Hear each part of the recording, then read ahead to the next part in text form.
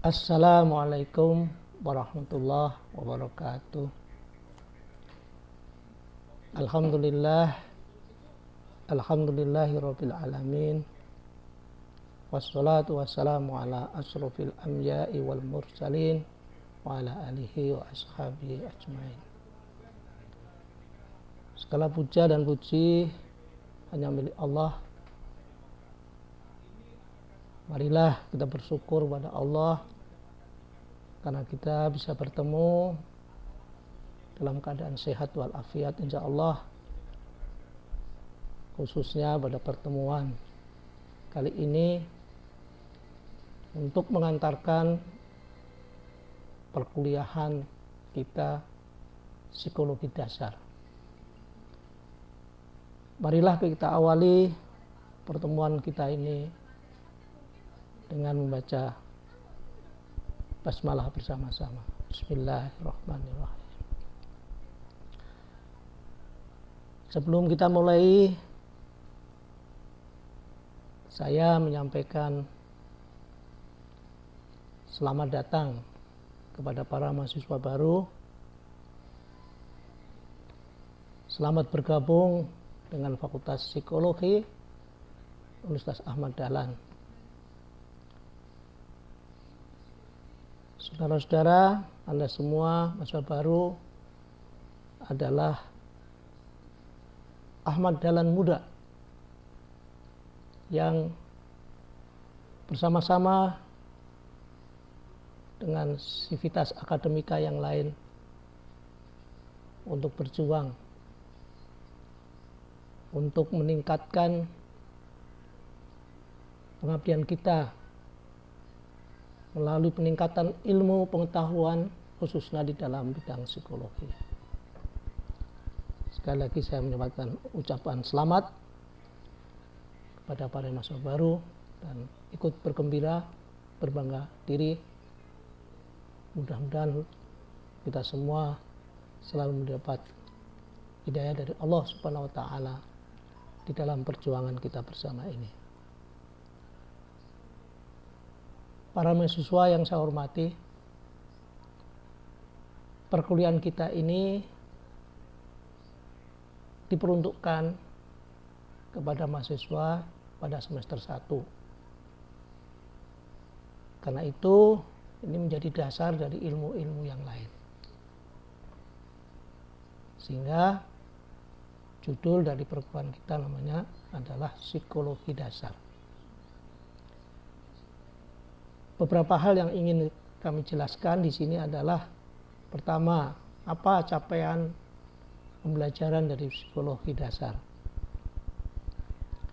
Kemudian, apa isi materinya, apa sumber bukunya, dan bagaimana sistem atau prosedur di dalam perkuliahan kita.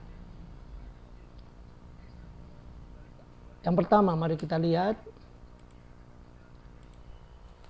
capaian pembelajaran dan cakupan dari psikologi dasar.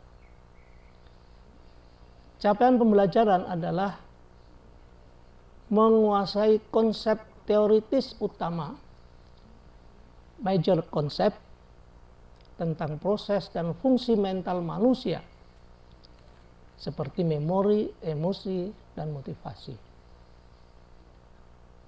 Cakupannya ada 5 pokok bahasan.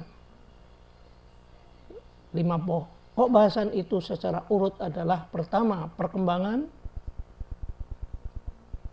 manusia dari sejak lahir sampai tua, masalah emosi, motivasi, persepsi, dan berpikir.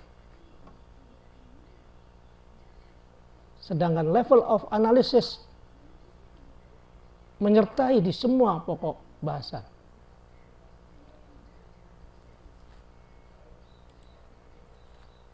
Rincian bahasan dan sumber buku. Jadi para mahasiswa melihat materinya apa, kemudian sumbernya dari mana. Rincian bahasan, pertama perkembangan, itu akan menyangkut tumbuh kembang anak, perkembangan anak, kemudian perkembangan anak remaja sampai masa tua. Kemudian emosi, tentang apa itu emosi, kemudian bagaimana hubungan emosi dan kognisi. Kemudian yang berikutnya motivasi. Apa itu motivasi? Aspek biologis motivasi dan bagaimana cinta itu di dalam motivasi. Kemudian persepsi. Ada sensasi dan persepsi, apa itu pengertiannya dan bagaimana hubungannya. Kemudian nanti persepsi menurut teori Gestalt. Yang selanjutnya adalah berpikir. Di dalam berpikir ada juga yang menyangkut memori, menyangkut kesadaran, berpikir itu sendiri, lalu kecerdasan, dan bahasa. Masing-masing nanti akan kita bicarakan. Buku sumber ada 2. Saudara-saudara mahasiswa bisa membaca dan mendapatkannya baik di perpustakaan kita maupun mungkin kalau ingin membeli silakan. Semua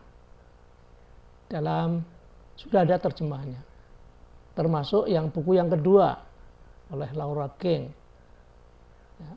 The Science of Psychology and Appreciative View. Kemudian dari White dan Teflis itu judulnya Psikologi, dan itu juga terjemahan penerbit Erlangga. Jadi ini buku pedoman kita, semua mata kuliah isi materinya itu berasal dari buku ini. Kemudian yang menyangkut prosedur perkuliahan ada sebagai berikut. Jadi yang pra-UTS. Pra-UTS ada 7 pertemuan. Pertemuan yang pertama termasuk di dalamnya video ini. Ada perkenalan dosen, materi, prosedur perkuliahan. Kemudian ada penayangan materi pertama beserta tugasnya. Kemudian nanti pertemuan kedua ada komentar hasil tugas pertama. Kemudian materi kedua dan tugasnya. Jadi pada pertemuan yang pertama ada tugas yang harus dilaksanakan oleh para mahasiswa. Kemudian tugas itu dikumpulkan, dikirimkan ke kami, lalu pada pertemuan yang kedua muncullah komentar hasil tugas yang pertama. Dan kemudian diikuti dengan materi pertemuan kedua, materi yang kedua dan tugasnya.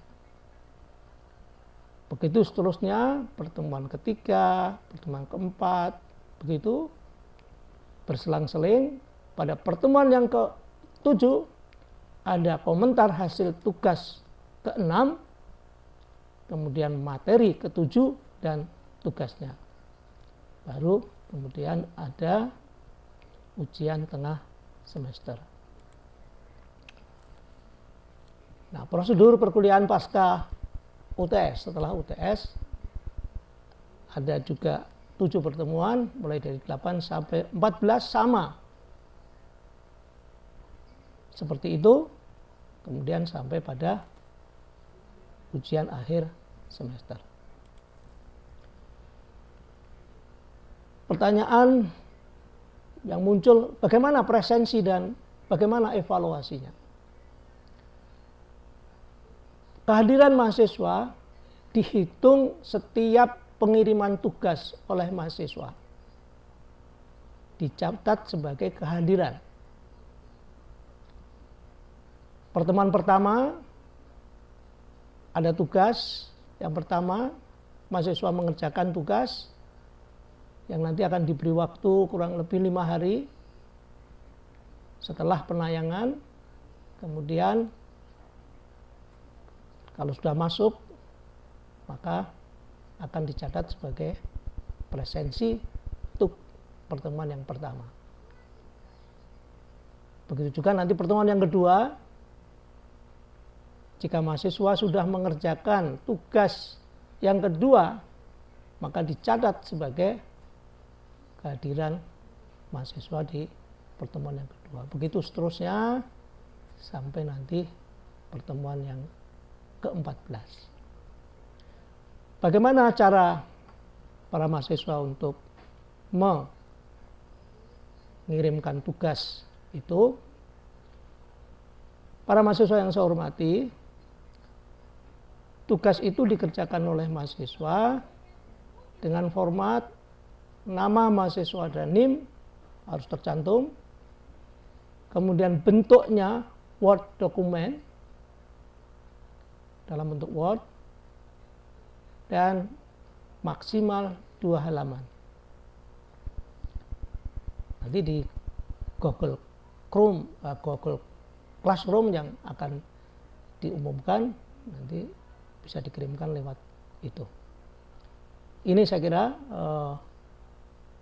soal presensi dan bagaimana tugas itu harus disampaikan. Kemudian yang berikutnya evaluasi. Yang pertama, ujian akhir semester. Jadi pada akhir pertemuan kita, setelah pertemuan 14 itu ada ujian akhir semester, maka prosentasinya itu dalam penilaian itu sebesar 40%. UTS 30%, tugas-tugas 20%, kehadiran 10%, dan jumlahnya menjadi 100. Ini dosen Anda untuk kelas C dan D sebagai koordinator dari mata kuliah kita ini, yaitu Ibu Dr. Anda Siti Mulyani, MA, psikolog. Kemudian pendidikan S1, psikolog, dan S2 di UGM. Dosen Anda untuk kelas A, F, dan G, Khairul Anam, psikolog, pendidikan S1, psikolog, dan S2 UGM. Kemudian Ibu Diva Ardianti, SC, MC, psikolog, pendidikan S1, psikolog, dan S2 UGM untuk kelas B, E, dan H. Demikian saudara-saudara para mahasiswa, mudah-mudahan menjadi jelas. Jika nanti ada hal yang kurang jelas, akan kita laksanakan di dalam pertemuan-pertemuan berikutnya, dan juga bisa melalui grup WA yang sudah kita miliki. Dengan membaca syukur alhamdulillah, marilah kita akhiri pertemuan untuk kali ini. Alhamdulillahirabbil alamin, kurang lebihnya mohon maaf. Assalamualaikum warahmatullahi wabarakatuh.